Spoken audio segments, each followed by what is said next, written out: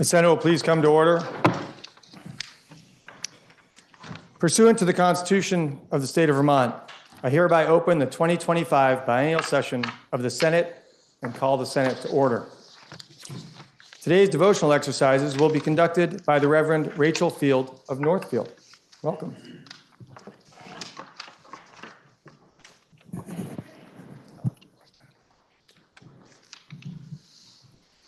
Please join me in a spirit of prayer. God of many names, we pray for this gathered assembly. Fill it with all truth, and in all truth with all peace. Where it is corrupt, purify it. Where it is in error, direct it. Where in anything it is amiss, reform it. Where it is right, strengthen it. Where it is in want, provide for it.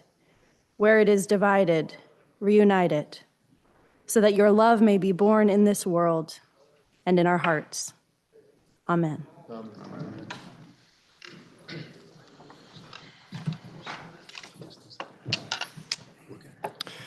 Please rise, if you're able, for the Pledge of Allegiance. I pledge allegiance to the flag of the United States of America and to the republic for which it stands, one nation, under God, indivisible, with liberty and justice for all.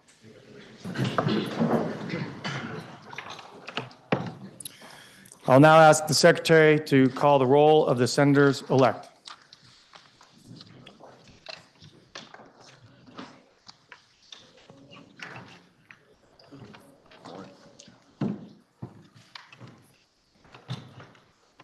Addison District, Senator Ruth Ellen Hardy. Here. Senator Stephen P. Heffernan. Here. Bennington District, Senator Seth B. Bongard. Here. Senator Robert F. Plunkett. Here. Caledonia District, Senator Scott L. Beck. Here. Chittenden Central District, Senator Philip E. Baruth. Here. Senator Martine Larock Ulick. Here. Senator Tanya C. Vahovsky. Here. Chittenden North District, Senator Christopher P. Matos. Here.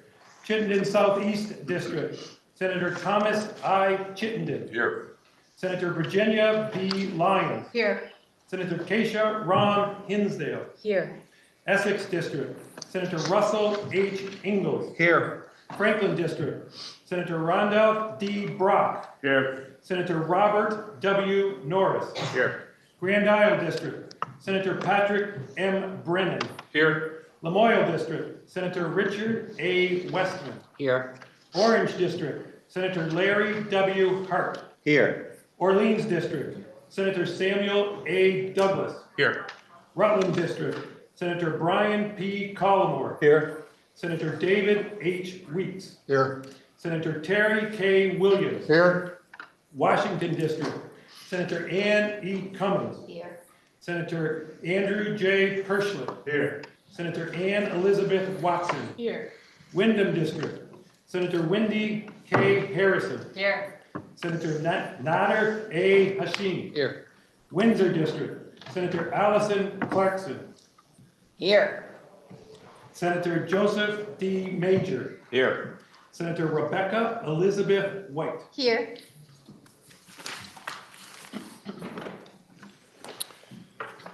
The roll has been called, and it appears that 30 of the 30 senators-elect are present and in their seats, and that a quorum does exist and is ready to do business.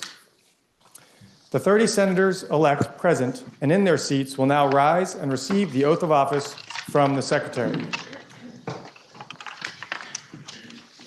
Raise your right hand. I, the senator from blank district, in the General Assembly of the State of Vermont, do solemnly swear that as a member of this assembly, I will not propose or assent to any bill, vote, or resolution which shall appear to me injurious to the people, nor do or consent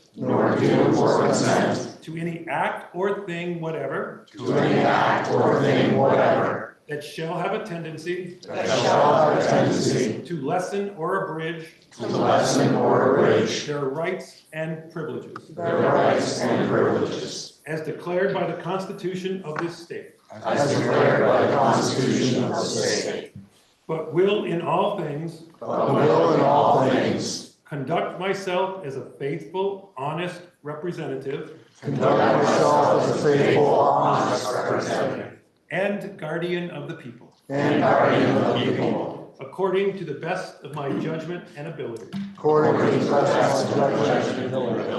So help me God. Under the pains and penalties of perjury. I do solemnly swear that I will be true and faithful to the state of Vermont, and that I will not directly or indirectly do any act or thing injurious to the Constitution or government thereof. So help me God. Under the pains and penalties of perjury. I do solemnly swear that I did not, at the time of my election to this body, and that I do not now hold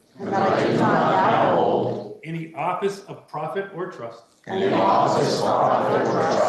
under the authority of Congress.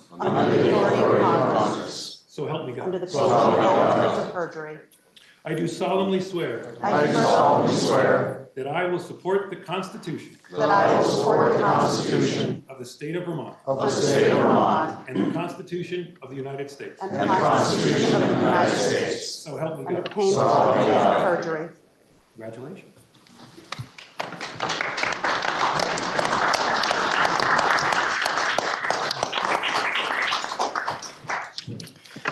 First order of business is the election of a secretary, and nominations for the office of secretary are now in order. I'd like to recognize the senator from Windsor District. Thank you, Mr. President. I rise to nominate John Bloomer Jr. for re-election to be our Senate Secretary. It is an honor to be able to nominate Secretary Bloomer because he is an exemplary public servant and the most qualified person to hold this role. Since we have some new senators in the room today, I want to take a moment to share a brief bit about our esteemed secretary. Elected in 1997, just a few years after I was born, John served until 2004 representing Rutland County.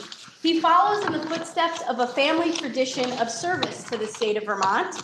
And as returning members know, he had a grandfather, an uncle, a father, and a mother who were all elected as senators, and 3 of whom were elected to lead the Senate as pro tem. In 2011, this chamber elected him as a Senate secretary, and we haven't looked back since. While there could be many compliments paid to our secretary, the one I think he would most appreciate is in regards to the team that he has assembled in his office. Secretary Bloomer has an incredible staff, all whom he has snagged from other state roles, and he leads the office with the talented Chrissy, Melissa, Penny, and the newest addition, Andrea.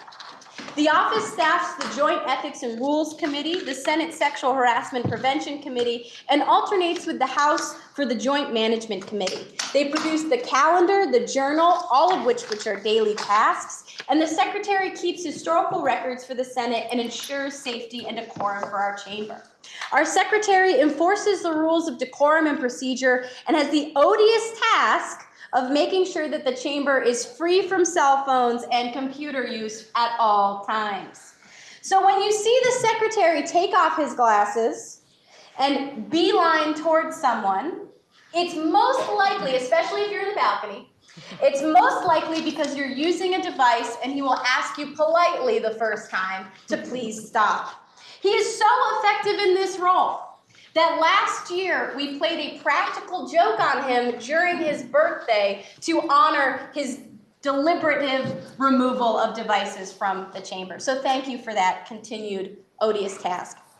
There is so much that can be said about the professionalism and high-quality, nonpartisan advice that this secretary provides, but I think it is best summed up by a few quotes from previous senators. May I quote from a 7 Days article on the topic? Without objection, you may. Thank you. The one word that best describes him is integrity, from former Senator John Campbell. He is the epitome of a straight shooter, from Lieutenant Governor David Zuckerman. And in conclusion, from Senator Dick Mazza, no matter what party you are in, he's giving you the facts. I end my remarks today with a deep sense of gratitude for Secretary Bloomer for being willing to be nominated and to accept the nomination for this role, and for his continued legacy of public service and tradition for our Senate. Thank you. Now, the Senator from Windsor District has placed the name of John H. Bloomer, Jr. of Wallingford in nomination for the office of Secretary of the Senate. Is there a second to this nomination? The Chair would like to recognize the Senator from Rutland District. Thank you, Mr. President. And I rise to second the nomination of John Bloomer to retain his position as Secretary of the Vermont Senate. As I said 2 years ago, it's my feeling there should be a picture of John in every dictionary under the definition of impartiality and integrity. Returning senators will no doubt agree with me that you can tell John something in confidence, knowing it will be kept confidential. He's someone you can trust. And no one in the building has a greater knowledge of the rules and procedures of the legislative process. When one of us has a question regarding how to do something or whether, in fact, it can be done, we all turn to John Bloomer. I think it speaks volumes that although the senator from Windsor and I may, at times, find ourselves disagreeing on a particular path forward on an issue, we both fully agree that John Bloomer should get every senator's vote to again be reelected as Secretary of the Senate. Thank you, Mr. President. Now the motion has been made and seconded that John H. Bloomer, Jr. of Wallingford be elected as Secretary of the Senate. Are there any other nominations for this office? There being no other nominations, the chair will entertain a motion that nominations be closed and that the Assistant Secretary cast one ballot for the nominee. Would someone care to make such a motion that the nominations be closed and that the Assistant Secretary cast one ballot for the nominee? I so move. Senator from Chittenden Central moves that the nominations be closed and the Assistant Secretary shall cast one ballot for the nominee. Are you ready for this question? If so, all those in favor, please signify by saying aye. Aye. Those opposed signify by saying nay. The ayes have it, and John H. Bloomer, Jr. of Wallingford is declared elected to the office of Secretary of the Senate for the 2 years next ensuing.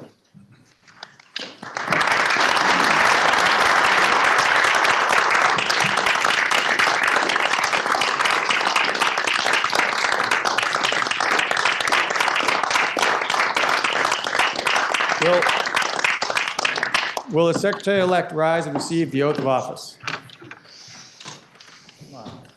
Sure. Please raise your right hand and repeat after me. I, John H. Bloomer, Jr., I, John H. Bloomer, Jr., solemnly swear that I will be true and faithful solemnly swear that I will be true and faithful to the state of Vermont, to the state of Vermont, and that I will not, and that I will not, directly or indirectly, directly or indirectly, do any act or thing injurious to the Constitution or government thereof. do any Act or thing. act or thing injurious to the Constitution or government thereof. So help me God. So help me God.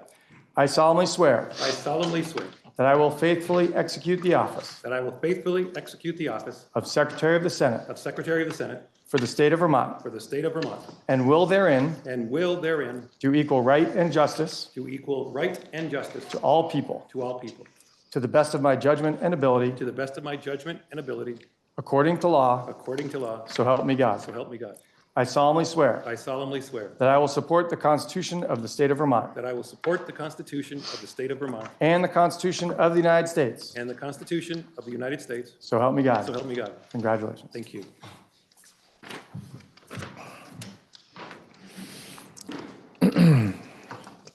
The next order of business is the election of a president pro tempore, and nominations for that office are now in order. The chair would like to recognize the senator from Windsor District. Thank you, Mr. President. I rise today at the direction of the Democratic Caucus to place into nomination for the position of Senate pro tempore the Honorable Philip Edward Baruth of Chittenden County. Senator Baruth is poised to lead our chamber forward in a way that brings Vermonters collectively towards prosperity and not just affordability. Senator Baruth has led this chamber with dignity and has been able to get our priorities through in strategic ways. He has had an open door policy for senators of every party and strives for consensus over winning. In this speech, I will share with you a brief resume of our pro tem and provide three reasons why I believe you should vote to re-elect him to this role. Those three reasons are, first, that he has the experience and the team assembled to jump into action quickly and effectively. The second is that he has the integrity and personal ethics to lead in such a powerful position. And the third is that he has a vision for Vermont that is collective and prosperous for all of us. Since we're coming into the 2025 session with so many of those new faces, I thought I'd provide a brief snapshot of Senator Baruth's biography. He has a bachelor's from Brown and a master's and a PhD from the University of California in English. He's become a professor of English at the University of Vermont and has been educating the best and brightest in Burlington ever since. Catamount over here. Before being elected to the Senate, Senator Baruth authored a political blog, which many of you remember, called the Vermont Daily Briefing, and that ran for a series of years until 2012. He was also a major contributor to the Notes from New Vermont, a publication that we now know comes from Vermont Public. He's authored multiple books, including a well-renowned biography of Senator Leahy. He was elected to the Senate in 2010 when he began serving Chittenden County, and he has served as the Democratic Majority Leader and chaired committees. This brings me to my first point, that Senator Baruth has the experience and the team assembled to quickly act to solve Vermonters' pressing challenges. Senator Baruth, and obviously we've got an audience member who knows about that team, so we can agree with that. Senator Baruth has a vast knowledge of different Senate committees, having served on education, economic development, judiciary, agriculture, the sexual harassment prevention panel, and appropriations, and having chaired education. His first move when he was elected to pro tem 2 years ago was to hire a Miss Ashley Moore as his chief of staff. I know every returning senator has at least one story of how Ms. Moore supported them or worked through logistics, and she has a professionalism that is unmatched. I know that this dynamic duo is ready to go and that we need a team that can swiftly take the mantle so that we can get business done as legislators. My second point is that Senator Baruth's leadership style is forthright and it's good. The pro tem is a powerful position. You do not lead with fear as the pro tem or control as the pro tem in the ideal situation. And Baruth has shown that that style of leadership is not only effective over the last 2 years, but necessary in these trying times. He is jovial, he is organized, and when he speaks publicly, he does it with an articulate and thoughtful grace. I've seen how he respects and gives first rights to institutional knowledge. And although at times when I disagreed with that institutional knowledge as an upstart, I now have grown to appreciate it as a second termer. But at that same time, he also treats new ideas and new voices with a curiosity and a willingness to engage. For example, one of his first moves as pro tem last session was to open his office to new senators, to have an open discussion on a bi-monthly basis about what was working and what wasn't working. He understands the challenges of being a professional, of being a working Vermonter, having a family, and having to travel to Montpelier for the period of time that we do. He's able to relate to his colleagues, and he has strong relationships across the spectrum, and those can make the difference between passing a bill or a bill failing. He's facilitated the creation of positive legislation, and the role of the pro tem includes the creation of those committees. Our collection of 30 senators will each have a voice towards our pro tem if he is reelected into this position when it comes to the selections of the Committee on Committees. My third and final reason to share with you today for why Senator Phil Baruth should be reelected is his vision for Vermont. He is a champion for working families in our state and has represented our growing economic engine since his election. At our Democratic caucus, when we chose Senator Baruth as our candidate, he called for the property tax increase crisis to be considered a de facto emergency. And he placed urgency on the issues that I have heard from my constituents that are facing them most desperately. Things like gun violence prevention, the climate crisis, affordable housing. And he asked us as colleagues to step up and meet the moment. That's the kind of pro tem that I want representing us. To quote Senator Wendy Harrison in a recent article, affordability is about getting by, but Vermonters deserve more than just getting by. Prosperity results from planning and saving and investing in our future. And Senator Baruth, if he is reelected, will lead us towards that prosperous future. There is no other candidate for this office who can move us as effectively forward as Senator Baruth, and it is an honor to be able to submit his name for nomination today. Thank you. Now, the senator from Windsor District has placed the name of Philip E. Baruth, the senator from Chittenden Central District, in nomination for the office of President pro tempore. Is there a second to this nomination? The chair would like to recognize the senator from Chittenden Southeast. Thank you, Mr. President. It's an honor to second the nomination for Senator Baruth for the position of President pro tem during the next biennium. Phil provides strong professional leadership as pro tem. When we compare our Senate process with other legislative bodies, including those in Washington, D.C., we realize how smoothly and professionally we function. Senator Baruth's leadership and decision-making is very much responsible for our Senate's efficient and effective operation. He provides us with a clear agenda, a path forward as we consider and debate issues. He is transparent in sharing the Senate agenda, as well as in his positive or negative critique of our work. Phil's professional creativity in writing translates to his creative approach, allowing us to complete our work in a timely fashion without sacrificing time needed for full consideration of legislation before us. He works closely with senators from each political party. He works closely with those having different perspectives and those representing diversity in our state. These relationships serve us well. I reached back into some literature, Mr. President, for a quote from Hermione to Harry Potter. It isn't the book learning and cleverness that makes for success. It's also friendship and courage. Senator Baruth continues to bring these attributes to the Vermont Senate. Thank you, Mr. President. Now, the motion has been made and seconded that Philip E. Baruth, the senator from Chittenden Central District, be elected as President pro tempore. Are there any other nominations for this office?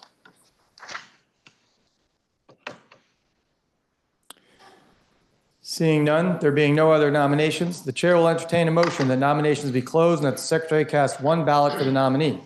Senator from Chittenden Southeast. Mr. President, I move that nominations be closed and that the secretary cast one ballot for Senator Philip E. Baruth of Chittenden Central.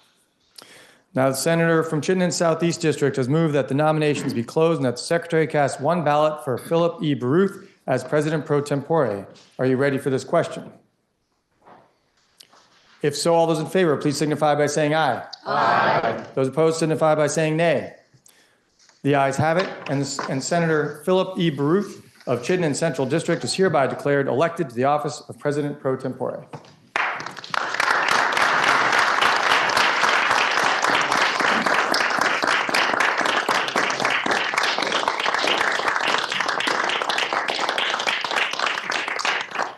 He's already,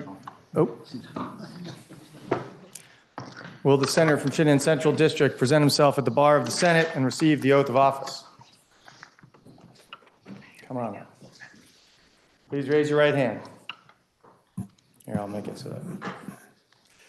Repeat after me. I, Philip E. Baruth, I, Philip E. Baruth, solemnly swear that I will be true and faithful solemnly swear that I will be true and faithful to the state of Vermont, to the state of Vermont, and that I will not, and that I will not, directly or indirectly, directly or indirectly, do any act or thing do any act or thing injurious to the Constitution or government thereof. injurious to the Constitution or the government thereof. So help me God. So help me God. I solemnly swear I solemnly swear that I will faithfully execute the office that I will faithfully execute the office of President pro tempore of the Senate of President pro tempore of the Senate for the state of Vermont, for the state of Vermont, and will therein and will therein do equal right and justice do equal right and justice to all people, to all people, to the best of my judgment and ability, to the best of my judgment and ability, according to law, according to law. so help me God. So help me God. I solemnly swear I solemnly swear that I will support the Constitution that I will support the Constitution of the state of Vermont of the state of Vermont and the Constitution of the United States. and the Constitution of the United States. So help me God. So help me God. Congratulations. Thank you. Well done. Would you care to make some remarks? I would. Thank you all. I appreciate that vote very, very much. Mr. President, Madam Majority Leader, Mr. Minority, senators, friends, and family. Let me start by thanking my opponent in this race, Senator Brock. Senator from Franklin and I have worked together for a long time, and I have great respect for his eloquence and his convictions and his point of view. He is a champion for frugality, something that you'll hear him mention several times this session. He's a stand-up guy, and I appreciated the way he handled himself in this race. Thank you also to Senator White and to Senator Lyons for their remarks. I appreciated those as well. Let me recognize one last time senators who will not be joining us this session, but who deserve all of our heartfelt thanks for their years of service. Some of them are no longer among us. Senator Sears, Senator Mazza, but I also want to wish well Senators Kitchell, Bray, Starr, Campion, McDonald, McCormick, and Renner. All wonderful friends of mine. I will miss them all too. And I would be remiss not to thank my lovely big sister, Bonnie Ryder, who has protected me from the harshness of the world since the day I was born, and she is listening now, so thank you, Bonnie. 2 years ago, we were facing a massive generational turnover. 10 new senators, a full 1/3 of the Senate.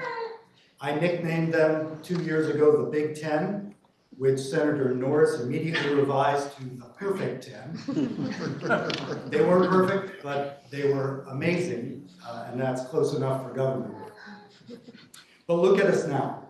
Fully 9 more senators present and voting.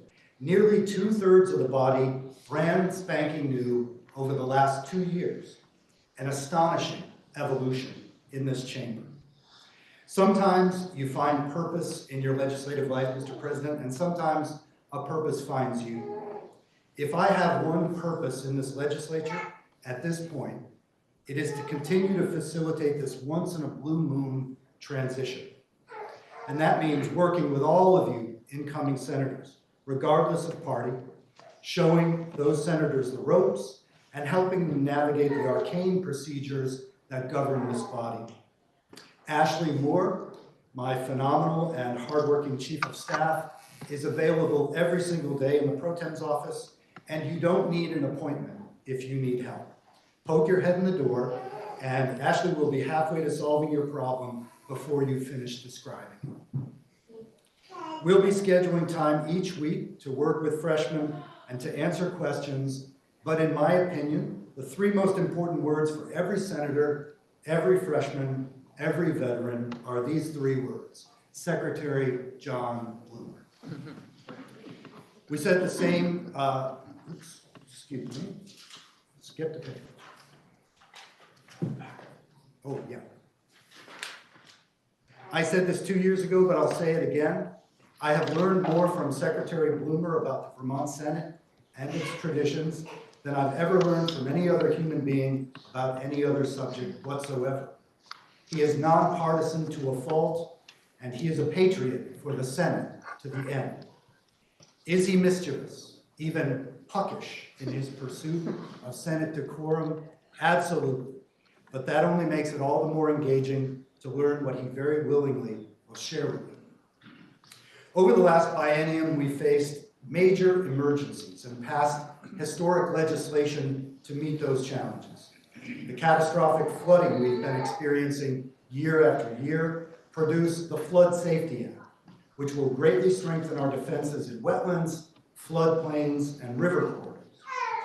But today we face another emergency today as we ring in this new biennium: spiking property taxes and an education finance system that has become too complicated to understand and too unreliable to trust. I'll make you all a promise here today. I will work like a dog every single day of this biennium to solve these two complex, interwoven problems. It's our top priority, in my opinion, and we cannot adjourn without a comprehensive legislative framework in hand. At our nominating caucus last November, I promised to seriously consider every idea that comes forward, regardless of its party of origin, regardless of its governmental branch of origin. At that same caucus, I invited the governor to lead off this wide-ranging discussion with a full week of testimony in 3 committees simultaneously: Education, Finance, and Appropriations. Just last week, Governor Scott responded with what I consider the good faith outline of that initial discussion as he now sees it. So we will be holding joint hearings very quickly, considering the outlines of the problem and the currently available thinking as regards solutions. And in his budget speech, the governor will lay out more specifics. And at that point, my hope is that none of us will stop until we've reached what I consider the holy grail: a tripartisan overhaul of an education system that must continue to deliver excellence, even as we ease the financial burden on Vermont families. So when it comes to ed finance reform, I would quote Ed Harris: "Failure is not an option." We said the same about flood safety legislation. Failure was not an option. We said the same thing about childcare. And ultimately, we produced historic legislation that is adding many childcare slots and reducing costs for parents even as we speak. We said the same last year about Act 250 reform. And our Natural Resources and Economic Development Committees responded with a bill hailed both by the Chamber of Commerce and Vermont conservation voters.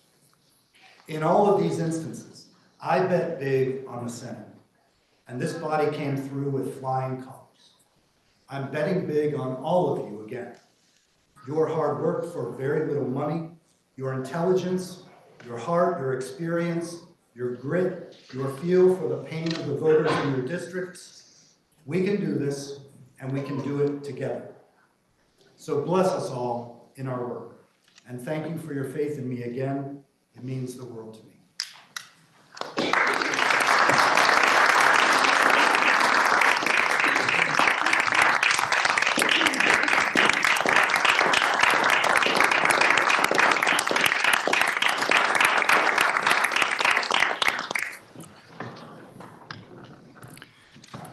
The next order of business is the election of a senator to serve with the president and the president pro tempore and appointing the committees of the Senate.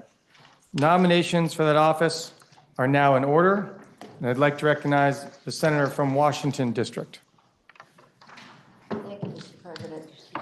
I rise to place in nomination the name of Virginia Lyons of Chittenden Southeast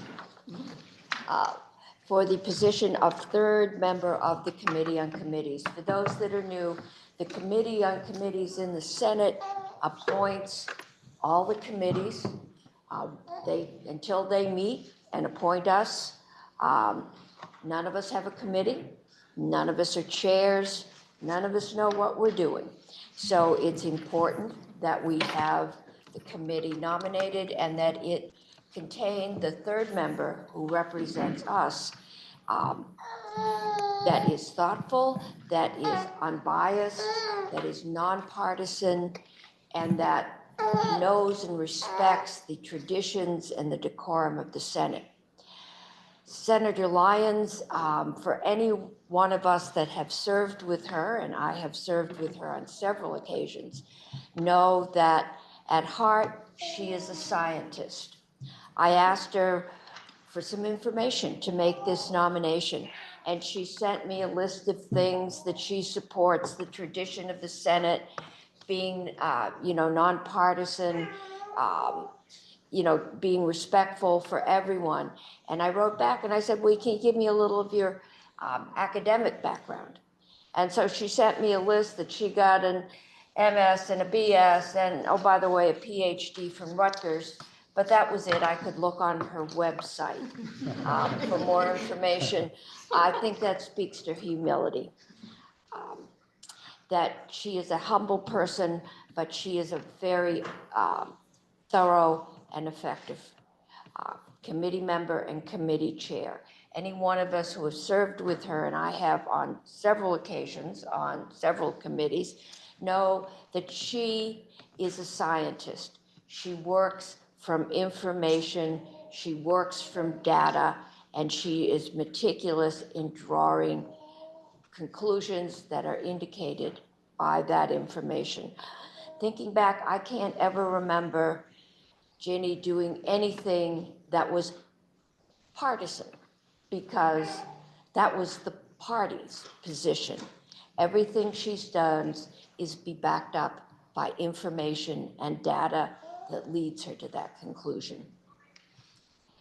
The other thing, and I think the most important thing, the thing that makes me feel most confident in nominating Virginia Lyons, is that as a senior senator, one of the few of us, and I say that in terms of time served, not necessarily age, is that you get the opportunity to serve on a large number of committees.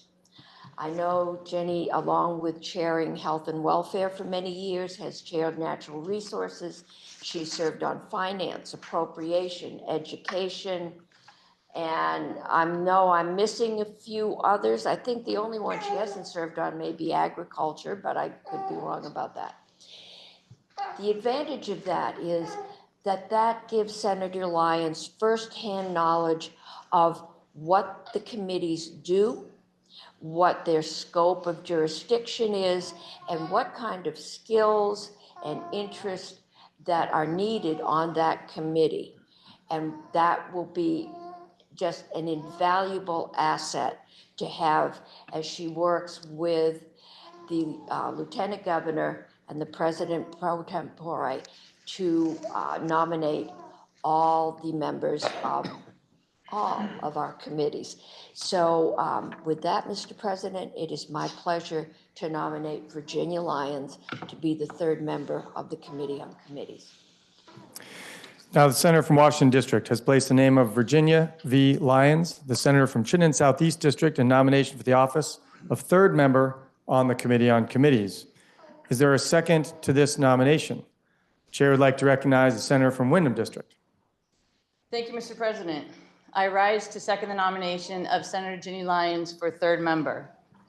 As many of you know, and others will come to know, Senator Lyons is experienced in the ways of this building. She has worked with a variety of senators and administrations. But the third member position is not awarded on the basis of seniority alone. In that case, we wouldn't need to take a vote. Senator Lyons has earned this position. She is wise. She evaluates situations and policies based on how they will impact all Vermonters. She sees the big picture, takes a long-term perspective, and is willing to put in the time, and has put in the time, sometimes years, necessary to achieve the goal. She will participate in committee decisions the same way, wisely, patiently, thoroughly, to put the right people in the right positions to maximize our collective opportunity to succeed. I wholeheartedly second the nomination of Ginny Lyons as third member. Second the third member. Thank you very much.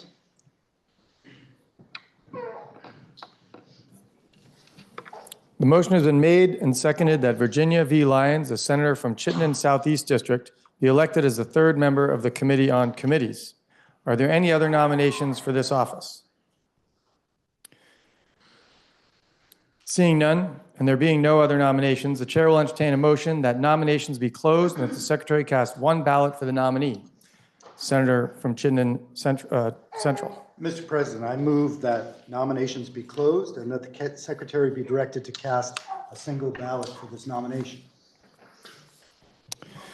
Now, the senator from Chittenden Central District has moved that the nominations be closed and the secretary cast one ballot for Virginia V. Lyons as the third member of the Committee on Committees. Are you ready for this question? If so, all those in favor, please signify by saying aye. Aye. Those opposed signify by saying nay. The ayes have it, and Virginia V. Lyons, the senator from Chittenden Southeast District, is declared elected to the office of third member of the Committee on Committees for the 2 years ensuing. Will the senator from Chittenden Southeast District present herself at the bar of the Senate and receive the oath of office?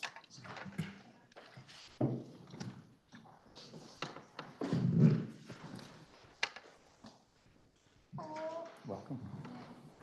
Please raise your right hand. Repeat after me. I, Virginia V. Lyons, I, Virginia V. Lyons, solemnly swear solemnly swear that I will be true and faithful that I will be true and faithful to the state of Vermont, to the state of Vermont, and that I will not, and I will not, directly or indirectly, directly or indirectly, do any act or thing do any act or thing injurious to the Constitution injurious to the Constitution or government thereof, or government thereof. so help me God. So help me God. I solemnly swear I solemnly swear that I will faithfully that I will faithfully execute the office execute the office of third member of the Committee on Committees of third member of the Committee on Committees of the Senate of the Senate for the state of Vermont, for the state of Vermont, and will therein and will therein do equal right and justice do equal right and justice to all people, to all people, to the best of my judgment and ability, to the best of my judgment and ability, according to law, according to law, so help me God. so help me God. I solemnly swear I solemnly swear that I will support that I will support the Constitution of the state of Vermont the Constitution of the state of Vermont and the Constitution of the United States, and the Constitution of the United States. so help me So God. help me God. Congratulations. Thank you.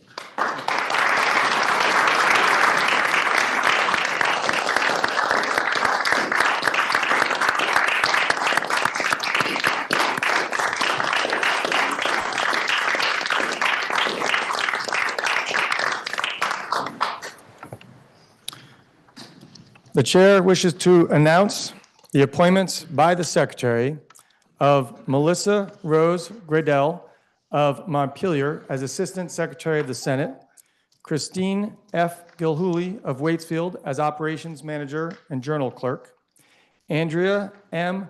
Huzzi of Montpelier as the Calendar Clerk, and Penny M. Carpenter of Waterbury as Office Associate. Will the Assistant Secretary present herself at the bar of the Senate and receive the oath of office? Apparently administered by you, so there you go.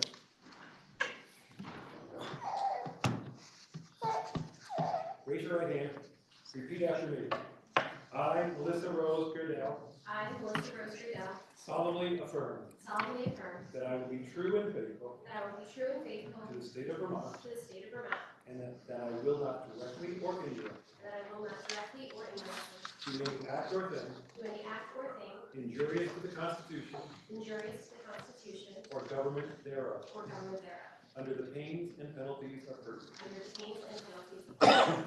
I solemnly affirm I solemnly affirm that I will faithfully execute that I will faithfully execute the office of Assistant Secretary of the Senate the office of Assistant Secretary of the Senate for the state of Vermont, for the state of Vermont, and will therein and will therein do equal right and justice do equal right and justice to all people, to all people, to the best of my judgment and ability, to the best of my judgment and ability, according to law, according to law, under the pains and penalties of perjury. under the pains and penalties of perjury. I solemnly affirm I solemnly affirm that I will support the Constitution of the state of Vermont that I will support the Constitution of the state of Vermont and the Constitution of the United States, and the Constitution of the United States, under the pains and penalties of perjury. Thank you.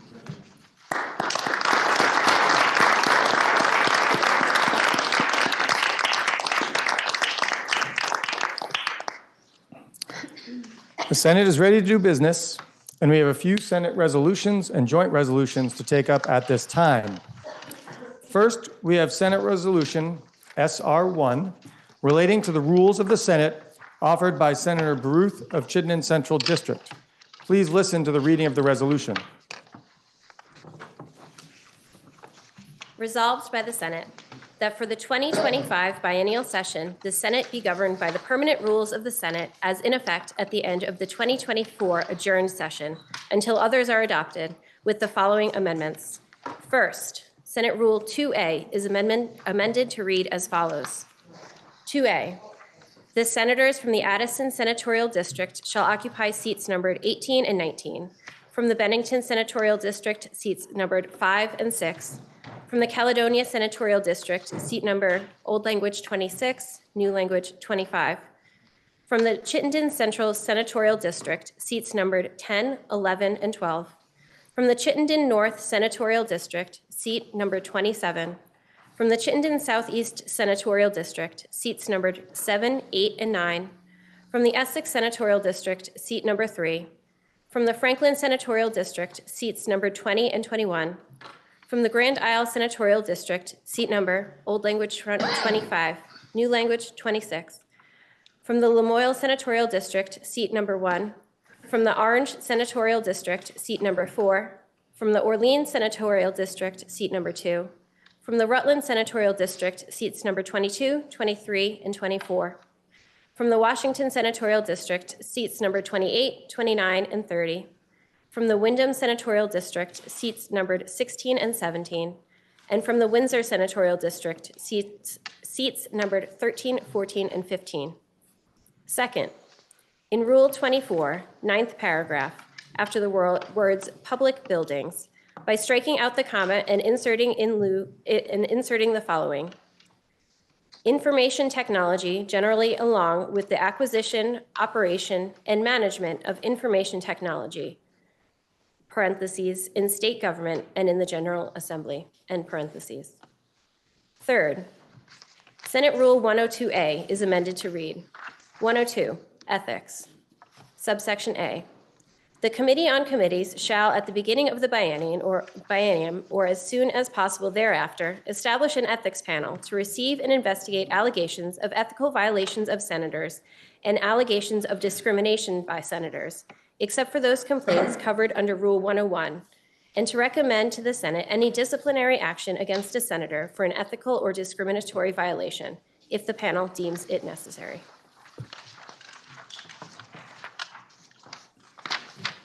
Now, you've heard the reading of the resolution. The question is, shall the resolution be adopted by the Senate? Senator from Chittenden Central. Thank you, Mr. President. A bit of explanation about some of these. The first instance that you see here is a very necessary housekeeping move that the Secretary is making. He can, if you like, at great length, fill you in on the history of which delegation sat where, but trust me when I say that he believes this is a more orderly distribution of seats and facing of seats for the Senate. So that's a more clerical piece. The second instance, as you know, we have an institutions committee, and the institutions committee, among other things, takes up the capital bill that comes to us from the House. Until that bill comes midway in the session, the committee usually has more time on its hands.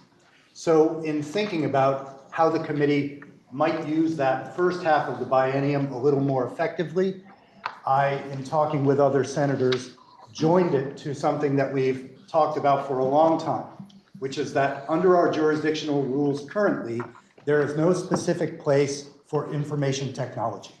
And that is a crazy state of affairs in the 21st century. Many things that we do touch on policy related to IT, but all of the functions of government now depend on web-based systems that voters can access. Those need to be continually replaced and upgraded. The way it stands now, without this rule, is that, let's say the Department of Labor decides that they have a need for a new web system, a new online system. That would go to the Committee of Jurisdiction to oversee, the Committee on Economic Development. Economic Development has no specific expertise in IT. If it was the Agency of Education, it would have to go to the Education Committee, which has no specific expertise in IT. So the idea was to create a committee with specific, permanent, accumulating expertise in IT. So all of those systems would be overseen by that committee, as well as general bills that specifically relate to issues revolving around information technology. So the Institutions Committee would come to be called the IT and Institutions Committee. So the infrastructure of government physically and the infrastructure of government digitally would have a home. That's the second instance. The third instance is a slight but important expansion of the Ethics Committee. In discussion with my district mates between last session and now, we talked about the need for a panel that could touch on complaints of discrimination where they didn't necessarily fall into a harassment category or into an ethics category. So you'll see some important additions there and allegations of discrimination by senators, and then below for an ethical or discriminatory violation. So that would take an existing committee and expand its jurisdiction a bit to make sure that we don't have behavior in the building that discriminates against someone but falls between the existing committee's jurisdictions. So with that, Mr. President, I'm happy to turn this over to the Senate for a vote. Are you ready for the question?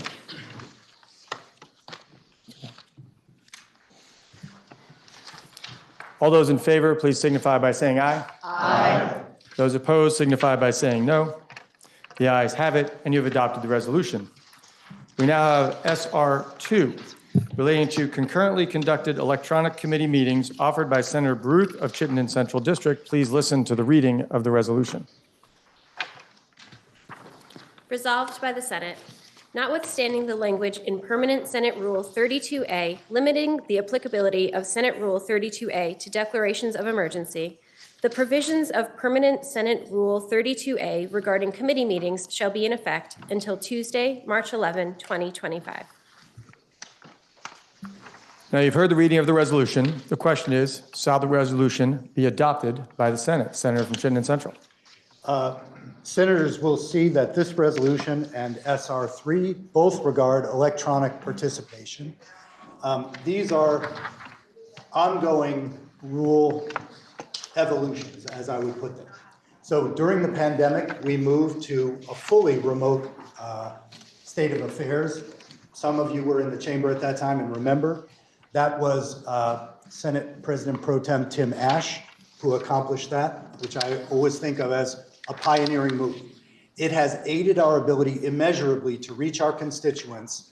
They have now to turn on YouTube and they can visit with any committee they like. They can also offer testimony remotely.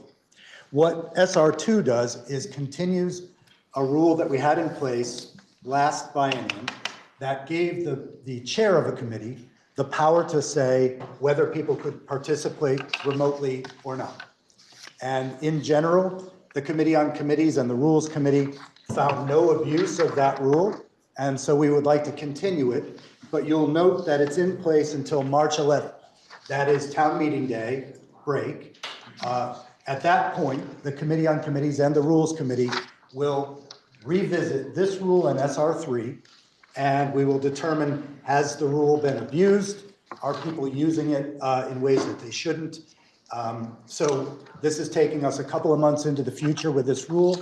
At that point, if they are continued, we'll have a resolution that extends them further.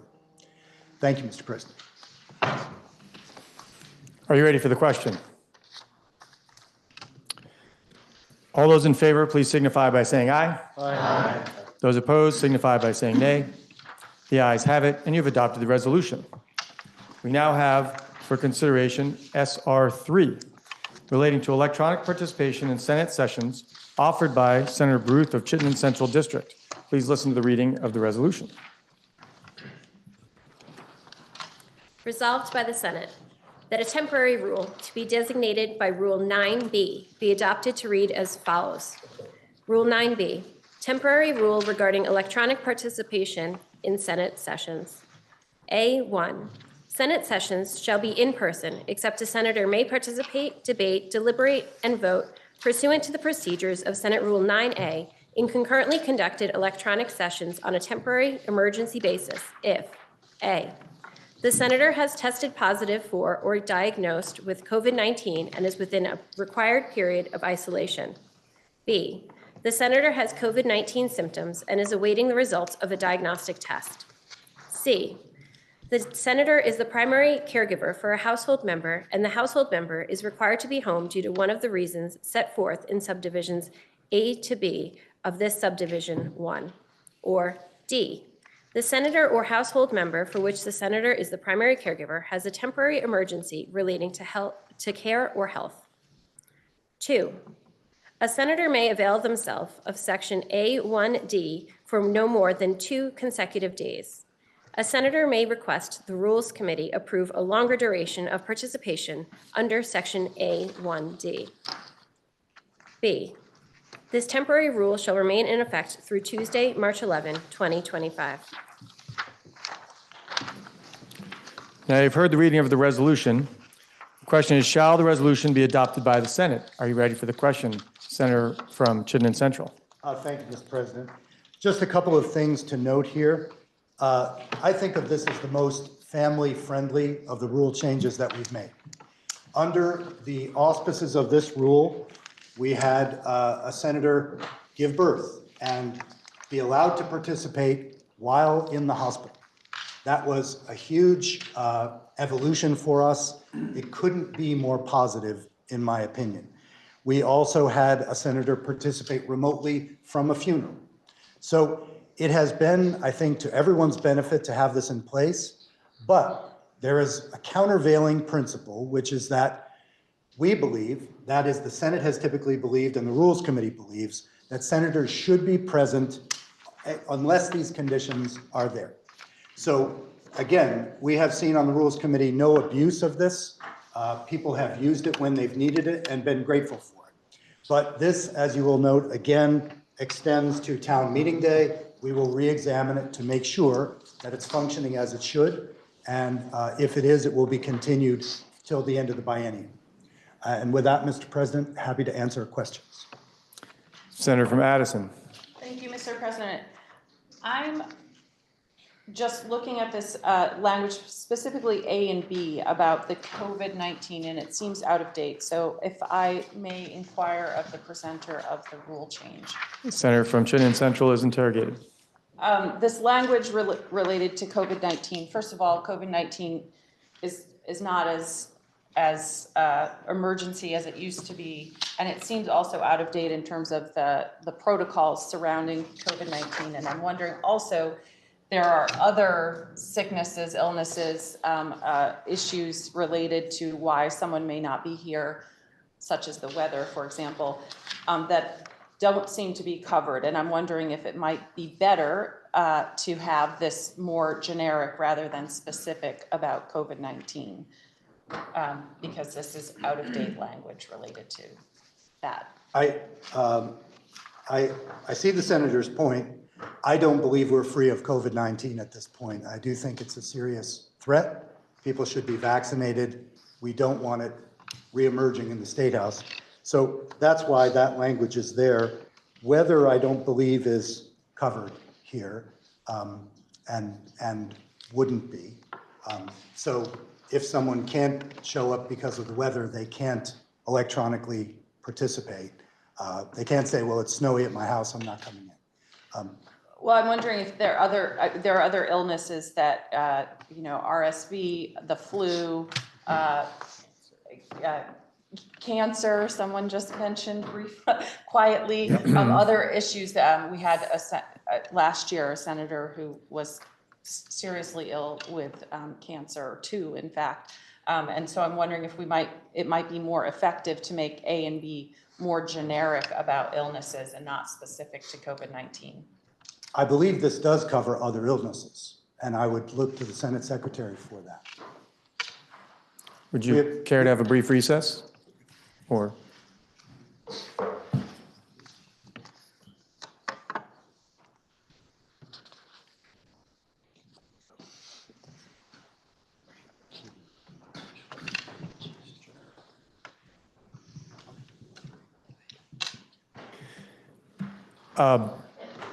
It's not my place to answer a question unless we want to take a recess or someone had an I would inquiry. appreciate the information. What's that? Please. Okay. Point of information has been requested by the senator from Chittenden Central. I've been advised that under sub A1D, if the senator is either the primary caregiver or has a temporary emergency relating to care or health, would probably encompass, I think, the concerns of the senator from Addison. That is a broader envelope than the specificity of A1B. And if I might, Mr. President, over the last 2 years, that's the way that language has been interpreted. And we have had patients with cancer and other diseases who have used this rule, Senator Sears being a primary example. All right, I believe I have the floor. Thank you. I just request that if we re-up this in the after town meeting, that we readdress the language to make it more updated, because I think it calls out COVID-19 without actually mentioning other illnesses in a way that I think would be helpful. Thank you, Mr. President. The question is, shall the resolution be adopted by the Senate? Are you ready for the question? If so, all those in favor, please indicate by saying aye. Aye. Those opposed indicate by saying nay. The ayes have it, and you have adopted the resolution. There is another Senate resolution for adoption. SR 4 relating to appointment of a committee to inform the governor of the organization of the Senate, offered by Senator Baruth of Chittenden Central. Please listen to the reading of the resolution. Resolved by the Senate that a committee of 4 senators be appointed by the President to wait upon His Excellency, the Governor, and to inform him that the Senate has organized and is ready on its part to proceed with the business of this session. Now you've heard the reading of the resolution. The question is, shall this resolution be adopted by the Senate? Are you ready for the question? If so, all those in favor, please signify by saying aye. Aye. Those opposed, signify by saying nay. The ayes have it, and you have adopted the resolution. We now have Senate Resolution up for adoption, SR 5, relating to informing the House of the organization of the Senate, offered by Senator Ram Hinsdale of Chittenden Southeast District. Please listen to the reading of the resolution. Resolved by the Senate that the Secretary be directed to inform the House of Representatives that a quorum of the Senate has assembled and organized by the election of John H. Bloomer Jr. of Wallingford as Secretary and Philip E. Baruth, a Senator from Chittenden Central District, as President pro tempore, and is ready on its part to proceed with the business of the session. Now you've heard the reading of the resolution. The question is, shall the resolution be adopted by the Senate? Are you ready for the question? If so, all those in favor, please signify by saying aye. Aye. Those opposed signify by saying nay. The ayes have it, and you have adopted the resolution. We have a joint Senate resolution to take up at this time, JRS 1, relating to joint rules, offered by Senator Baruth of Chittenden Central. Please listen to the reading of the resolution. Resolved by the Senate and House of Representatives that the joint rules of the Senate and the House as adopted in 2023 be adopted as the joint rules of this biennial session until others are adopted. Now you've heard the reading of the resolution. The question is, shall the Senate adopt JRS 1 on its part? Are you ready for the question? If so, all those in favor, please signify by saying aye. Aye. Those opposed, signify by saying nay. The ayes have it, and you have adopted JRS 1. We now have a joint resolution to take up at this time, JRS 2, to provide for a joint assembly to receive the report of the committee appointed to canvass votes for state officers offered by Senator Baruth of Chittenden Central District. Please listen to the reading of the resolution. Resolved by the Senate and House of Representatives that the two houses meet in joint assembly on Thursday, January 9, 2025, at 10 o'clock in the forenoon to receive the report of the Joint Canvassing Committee appointed to canvass votes for Governor, Lieutenant Governor, State Treasurer, Secretary of State, Auditor of Accounts, and Attorney General, and if it shall be declared by said committee that there had been no election by the voters of any said state officers, then to proceed forthwith to elect such officers as have not been elected by the voters. Now you have heard the reading of the resolution. The question is, shall the Senate adopt JRS 2 on its part? Are you ready for the question? If so, all those in favor, please signify by saying aye. Aye. Those opposed signify by saying nay. The ayes have it, and you have adopted JRS 2. We have another joint Senate resolution to take up at this time, JRS 3, to provide for a joint assembly to hear the inaugural message of the governor offered by Senator Baruth of Chittenden Central District. Please listen to the reading of the resolution. Resolved by the Senate and House of Representatives that the two houses meet in joint assembly on Thursday, January 9, 2025, at 2 o'clock in the afternoon to receive the inaugural message of the governor. Now you've heard the reading of the resolution, and the question is, shall the Senate adopt JRS 3 on its part? Are you ready for the question? If so, all those in favor, please signify by saying aye. Aye. Those opposed signify by saying nay. The ayes have it, and you've adopted JRS 3. We have another joint Senate resolution to take up at this time, JRS 4, relating to town meeting adjournment offered by Senator Baruth of Chittenden Central District. Please listen to the reading of the resolution. Resolved by the Senate and House of Representatives that when the two houses adjourn on Friday, February 28, 2025, or Saturday, March 1, 2025, it be to meet again no later than Tuesday, March 11, 2025. Now you've heard the reading of the resolution. The question is, shall the Senate adopt JRS 4 on its part? Are you ready for the question? If so, all those in favor, please signify by saying aye. Aye. Those opposed signify by saying nay. The ayes have it, and you've adopted JRS 4. Now, pursuant to the provisions of SR 4, I hereby appoint the committee, to inform the governor that the Senate is ready to proceed with the business of the session. The following senators: Senator Rahm Hinsdale, Senator White, Senator Beck, and Senator Collmore. Senators, you may proceed to perform your duties, and the Senate shall stand at ease until the fall of the gavel to await your report. The Senate will stand at ease.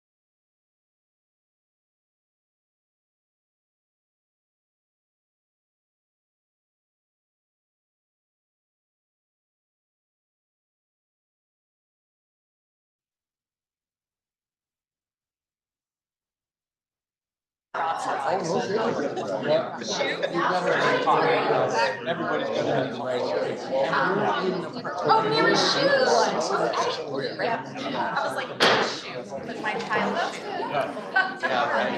Senate will please come to order.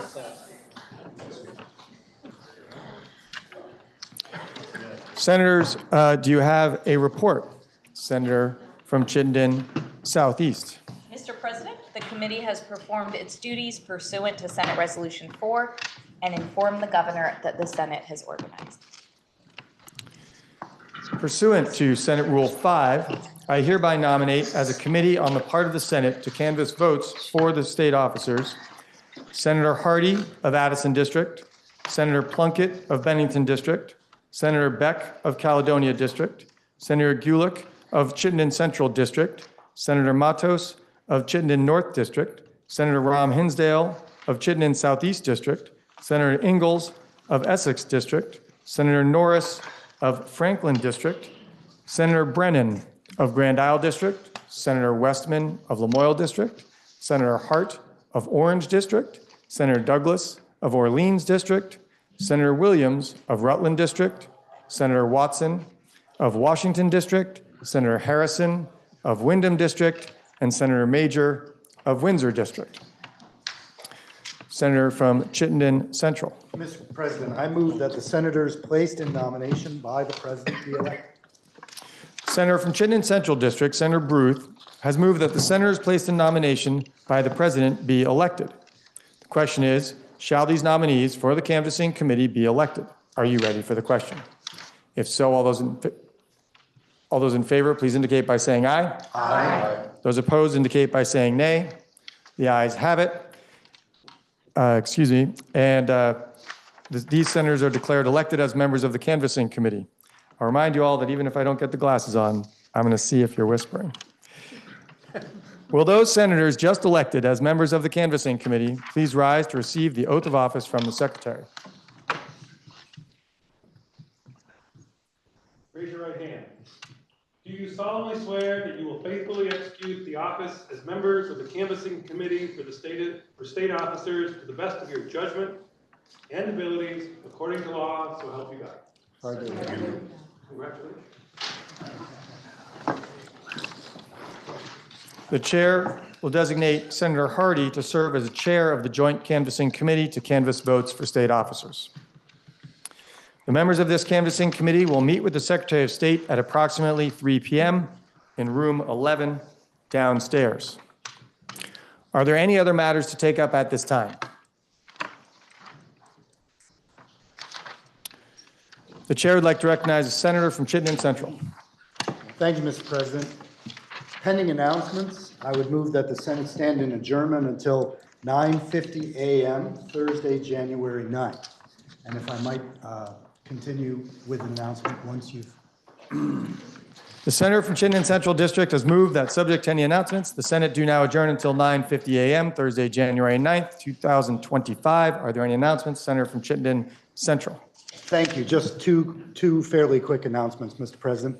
First is that badges, State House badges are available downstairs. Whether you have one now or not, your old badge will cease to work tomorrow. So you need a new badge if you're going to be getting into the building. The other piece of business, Mr. President, is I wanted to wish you a fond farewell. You have been a loyal servant of the state of Vermont for a long, long time in the House, in the Senate, and as Lieutenant Governor. I've worked with you for decades at this point, and I will miss you greatly. So I would ask that we give a round of applause for our exiting Lieutenant Governor.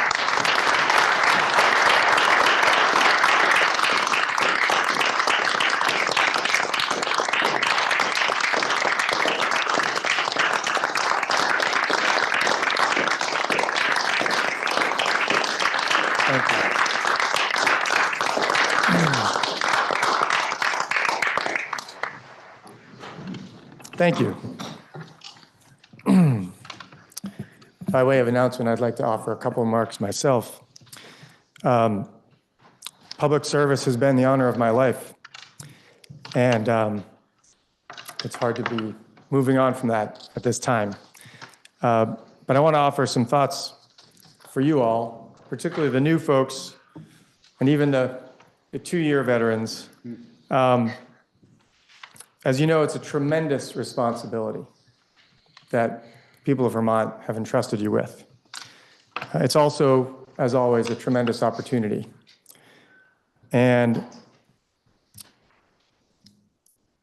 I hope you will always remember to be true to yourself. This building can pull you in a lot of ways, and there can be a lot of different pressures.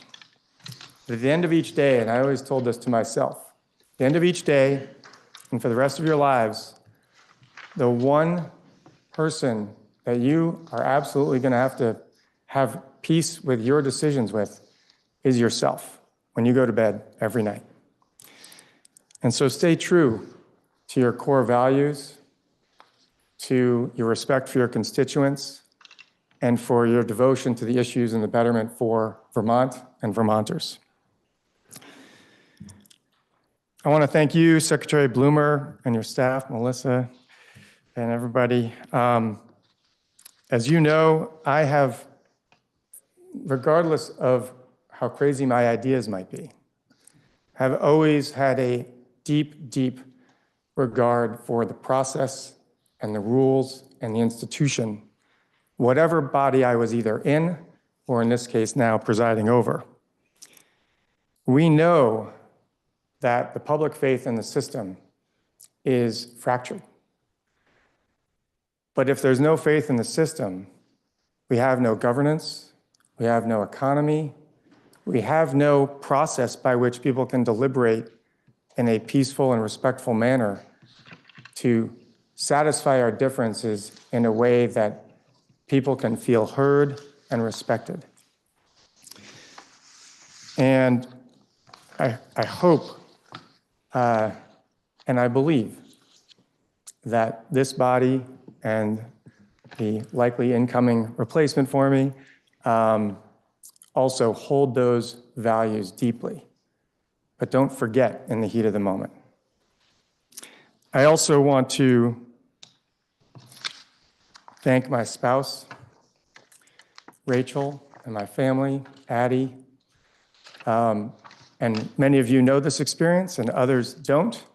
You will, that there are some really high highs and there are some really low lows. And your partner or your best friend or whoever that may be for each of you, they take on a lot. And they often can't say what they want to say because they're associated, whether it's fair or not. They get often yoked in a way that's really unfair. And so hold them dear and appreciate them for carrying that burden that they don't get to voice and vent. The people of Vermont need you. They need you to do good work to address affordability for everyday Vermonters, to keep and make sure our quality of our education remains high, that small schools are preserved at that local community level. Though our children deserve that.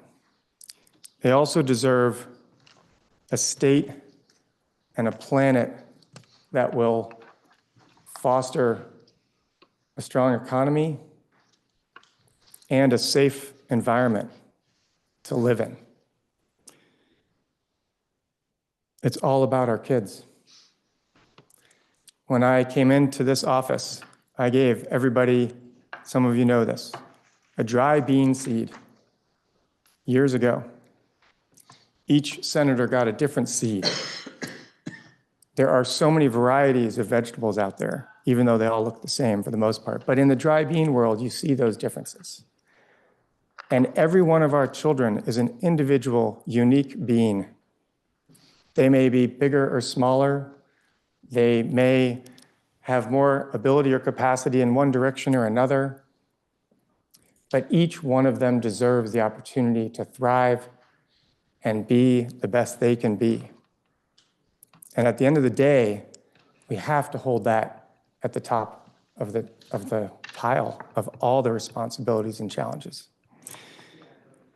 So thank you and thank the people of Vermont for the privilege and responsibility and the honor that you've given me. And good luck to all of you with the challenges that are in front of you. I know you're up to the task. Are there any other announcements? Seeing none, the senator from Chittenden Central District has moved that the Senate do now adjourn until 9:50 a.m., Thursday, January 9th. All those in favor, please signify by saying aye. Aye. Those opposed signify by saying nay. The ayes have it, and the Senate stands adjourned until 9:50 a.m., Thursday, January 9th.